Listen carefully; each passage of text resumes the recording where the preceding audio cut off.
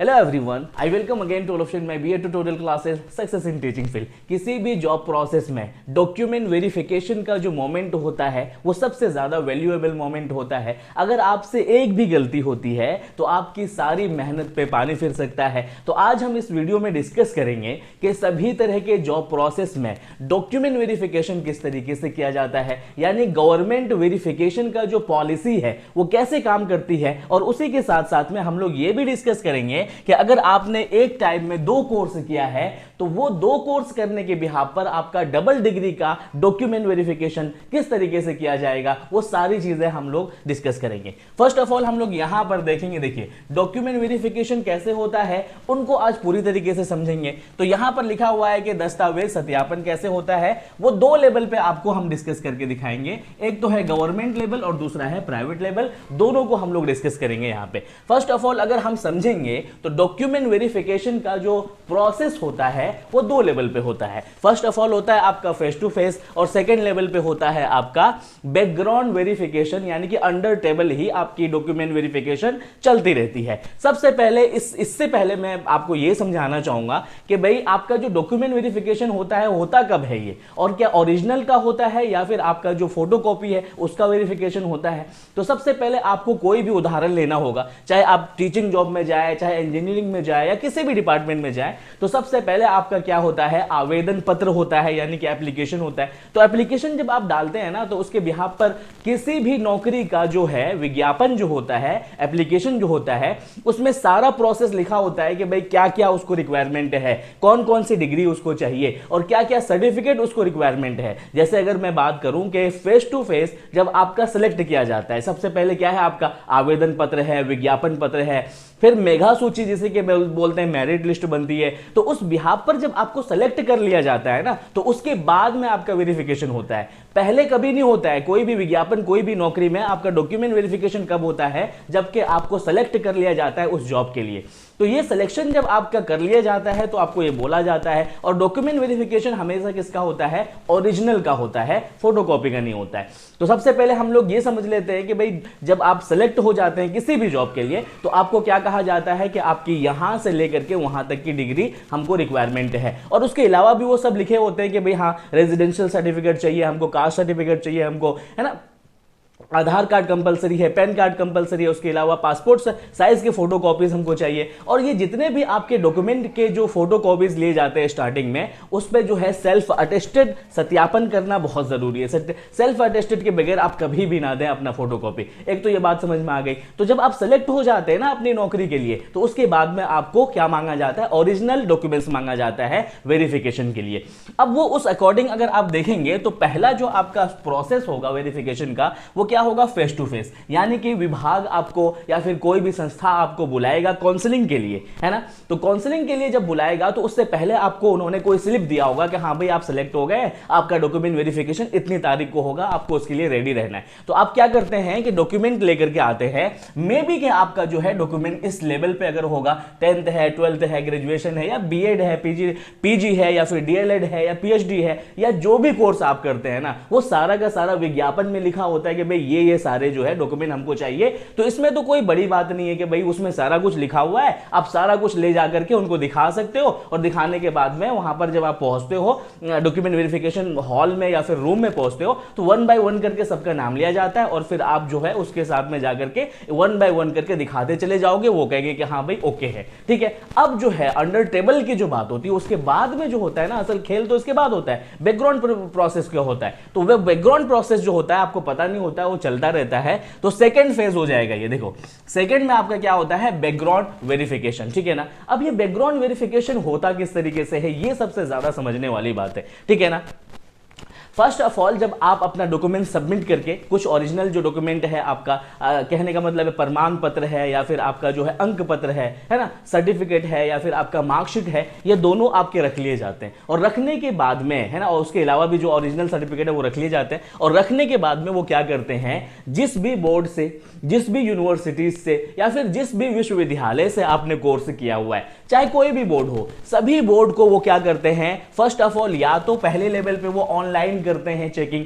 Online checking कैसे होता है, मेल के थ्रू से होता है। जैसे कि 40,000 बच्चे सेलेक्ट हुए हैं टीचिंग के लिए या फिर किसी भी जॉब के लिए, तो वो सबको क्या करेगा, सबको जो वेरिफिकेशन है वो ज्यादातर किस पे ध्यान देते हैं, वो देते हैं प्रमाण पत्र और फिर क्या है अंक पत्र, यानी कि आपका जो है सर्टिफिकेट और फिर मार्कशीट, इस पे ध्यान देते हैं। तो ये क्या करेंगे कि ऑनलाइन क्या करेंगे, वो मेल भेज देंगे उसको कि भाई ये सारे का डिटेल्स हमको चाहिए और मुझे सत्यापन वेरीफाइड करके बताइए कि हाँ भाई ये जो है ओरिजिनल है, यहां पर फेक नहीं है किसी भी तरीके से। फर्स्ट तो ये तरीका होता है। सेकंड तरीका ये होता है कि भाई आप जो है क्या करते हैं ना, विभाग जो है लेटर लिखता है किसको, उस बोर्ड को या उस यूनिवर्सिटी को, कि आप मुझे ये बताओ कि ये जो बच्चे मैंने आपको मेंशन किए हैं, ये बच्चे मुझे ये बताओ कि ये फेक तो नहीं है, ये ओरिजिनल बच्चे हैं कि नहीं है जिन्होंने आपके यहां से डिग्री क्या कहते हैं किया है। तो यूनिवर्सिटी उसको क्या करती है, रिस्पॉन्स देती है बहुत आसानी तरीके से। और लास्ट वन होता है आपका फिजिकल मोड। और फिजिकल मोड में क्या होता है ना भाई, फिजिकल मोड में ये होता है कि कोई एजेंट आपको हायर आप कर लेते हैं, या फिर कोई भी क्या कहते हैं कि एजेंसी आप हायर कर लेते हैं कि ये 40,000 बच्चे हैं, इनका डॉक्यूमेंट वेरिफिकेशन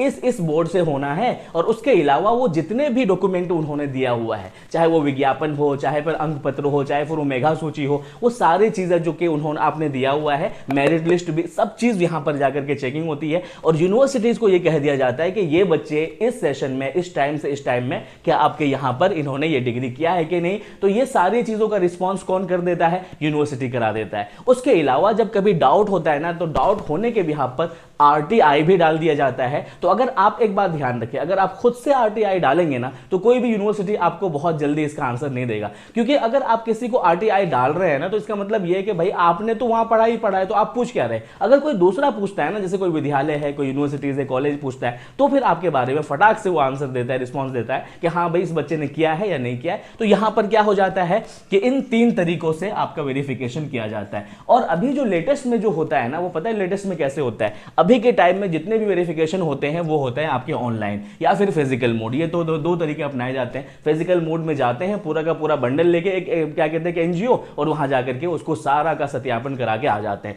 दूसरी चीज जो अभी बहुत इजी चल रहा है, बहुत आसान तरीके से चल रहा है, वो ये चल रहा है कि विश्वविद्यालय, यूनिवर्सिटीज और बोर्ड क्या करता है कि उस एजेंसी को या फिर उस क्या कहते हैं कि संस्था को क्या करते हैं, वो पोर्टल प्रोवाइड करा देते हैं कि भाई ये लो पोर्टल हमारा, और इस पर जो है उस बच्चे का क्या करो, रोल नंबर, रोल कोड डालोगे तो पूरा डिटेल्स उसके सामने में आ जाता है। फला बच्चा, आधार कार्ड नंबर ये है, पैन कार्ड नंबर ये, पूरा डिटेल्स उसके सामने में आ जाता है। ठीक है ना। तो ये क्या करता है, फिर वो पूरा डिटेल्स सामने में आने के बाद में वो पोर्टल पे वो आपकी सारी चीजें अपलोड करता है। और मैं एक चीज बता देता हूं भाई, बच्चे आज भी सोचते हैं कि अगर मैं फेक डिग्री, बेग टाइम की डिग्री में लगा दूं तो किसी को पता नहीं चलेगा। ऐसा नहीं होगा।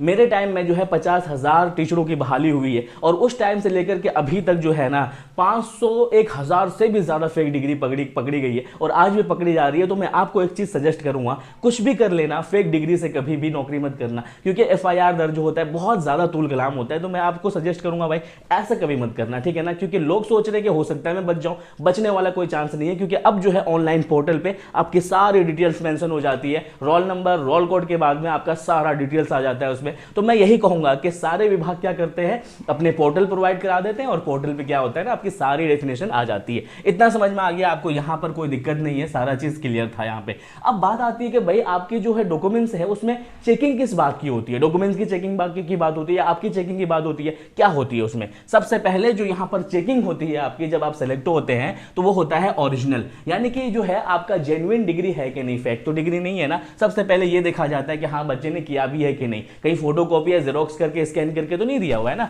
तो वो जैसे ही वो नंबर डालते हैं ना, जैसे कि आपने देखा होगा डिजिटल बोर्ड पे या फिर क्यूआर कोड को वो क्या करते हैं कि स्कैन करते, फटाक से आपकी डिटेल आ जाती है। तो वो तो इससे समझ में आ जाता है कि हाँ इस बच्चे ने इस सेशन में यहां से यहां तक किया हुआ है। उसके बाद होता है आपका रिजेंबलिंग चेक करते हैं, यानी कि जो भी आपने डॉक्यूमेंट्स पहले दिया था उससे और आपके ओरिजिनल डॉक्यूमेंट से मिलता जुलता है कि नहीं। ठीक है, वो देख लेते हैं। और थर्ड वन देखते हैं आपका मिस्टेक्स। मिस्टेक्स का मतलब होता है कहीं नाम में एरर है, कहीं फादर के नाम में एरर है। तो इसके लिए क्या करते हैं ना, इसके लिए आप एफिडेविट बनवा लो, 200 से 300 रुपए में बनता है, और उसकी वैलिडिटी होती है 6 महीने की, और उस 6 महीने में आप इस चीज को सुधार सकते हो, इसमें प्रॉब्लम वाली बात नहीं। इतना समझ में आ गया। अब उसके बाद जो सबसे बड़ी बात आती है, जो सबसे ज्यादा क्वेश्चन अराइज होता है, वो होता है आपका 2 degrees at the same time कैसे चेक होता है। अगर आपने एक टाइम में 2 कोर्स किया हुआ है तो इसकी चेकिंग किस तरीके से होती है, यहां पर कैसी बात आती है। तो सबसे पहले जो है आप जो है यहां पर अगर आप बात देखेंगे ना, तो ये जो पहला मैंने प्रोसेस आपको समझाया है, इस प्रोसेस के समझने के बाद में आपको यहां पर अगर आप देखेंगे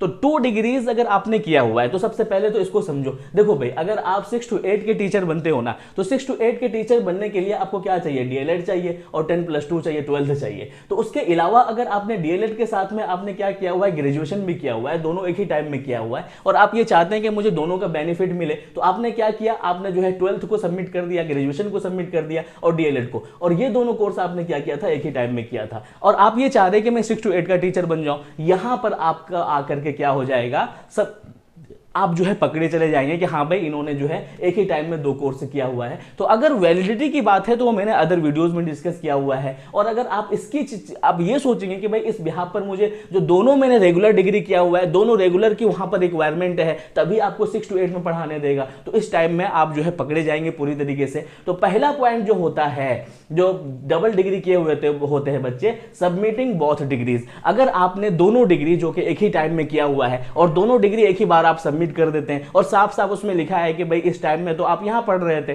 तो इस टाइम में आपने यहां कैसे पढ़ा, तो इस तरह के क्वेश्चन अराइज होते हैं। तो सबसे पहले क्या, अगर आपने दोनों डिग्री एक ही बार में सबमिट कर दिया है तो आप 100% पकड़े जाएंगे और वो आप पर क्वेश्चन अराइज कर सकता है और उसके बाद में बात बिगड़ सकती है। सेकेंड नंबर पे आता है आपका डाउट। अगर आपके कहीं भी डॉक्यूमेंट में कहीं भी अगर रिजेंबलिंग नहीं कर रहा है, मिल नहीं रहा है, तो उसको आ जाता है डाउट, और डाउट के बिहाफ पर वो क्या करते हैं, फिर आपकी डिग्री को छानबीन करते हैं, पूरी तरीके से आपके पूरे डिटेल्स को छानबीन करते हैं, और ये भी देखते हैं कि भाई एक टाइम में आप कहां पर पढ़ाई कर रहे थे, कहां थे, कहां नहीं थे, और ये आधार कार्ड पूरी तरीके से मेंशन कर देता है कि आप किस सेशन में कहां पर इनरोल थे। दूसरी थिंग हो गई। और लास्ट में होता है आपका थर्ड वन जो होता है, वो होता है आपका इन्फॉर्म्ड थर्ड पर्सन। इसमें क्या होता है ना, जितने भी केसेस मैंने देखे हैं आज तक, वो सारे जो 2 डिग्री किए हुए थे एक टाइम में, वो क्या करते हैं ना कि कोई तीसरा पर्सन उसके बारे में इन्फॉर्म करता है कि भाई इन्होंने जो है ना ये दोनों डिग्री एक ही टाइम में किया हुआ है, तो इसकी नौकरी वैध नहीं है। और ये सारे हाईकोर्ट के जो फैसले है वो सारा मेंशन किया हुआ है मैंने। तो इस तरीके से डबल डिग्रीज की जो वेरिफिकेशन होती है वो होती है फर्स्ट ऑफ ऑल क्या, आपका सबमिटिंग बोथ डिग्री, दोनों डिग्री अगर आपने एक ही टाइम में सबमिट कर दिया तब आप पकड़े जा सकते हो। दूसरा क्या होता है, डॉट अगर कहीं पर भी ऊंच नीच हो रही है तो वो यही देखने की कोशिश करते हैं कि कहीं एक ही टाइम में 2 जगह तो इन्वॉल्व नहीं था ना। और थर्ड वन होता है आपका इन्फॉर्म थर्ड पर्सन, कोई थर्ड पर्सन ही आपका इन्फॉर्मेशन देता है। तो ये थर्ड पर्सन वाला जो पोर्शन है ना, ये आज तक मैंने सभी जगह पर देखा, यहाँ पर मध्य प्रदेश में भी देखा, छत्तीसगढ़ में भी देखा, और इवन के लास्ट टाइम में मैंने एक वीडियो सबमिट किया है जो हाई कोर्ट का पेपर मैंने दिखाया है, वहां पर भी यही वाली बात थी जो यूपी की है, सन 2022 में हुआ है। वहां भी थर्ड पर्सन ने किसी ने कहा था जाकर के कि भाई इन्होंने जो है ना 2 डिग्री एक ही टाइम में किया है, तो ये दोनों डिग्री का लाभ एक टाइम में कैसे ले सकते हैं। तो जहां तक 2 डिग्री का मसला है वो मैंने बहुत सी वीडियोस, अदर वीडियोस में मेंशन किए सारी चीजें। तो इसके रिलेटेड अगर कोई भी क्वेश्चन हो, कोई भी सवाल हो आपके मन में, तो मेरे कमेंट सेक्शन में जरूर पूछेगा। मैं सारी बातों का 1 by 1 करके आंसर देता हूं आपको। Thank you so much video देखने के लिए।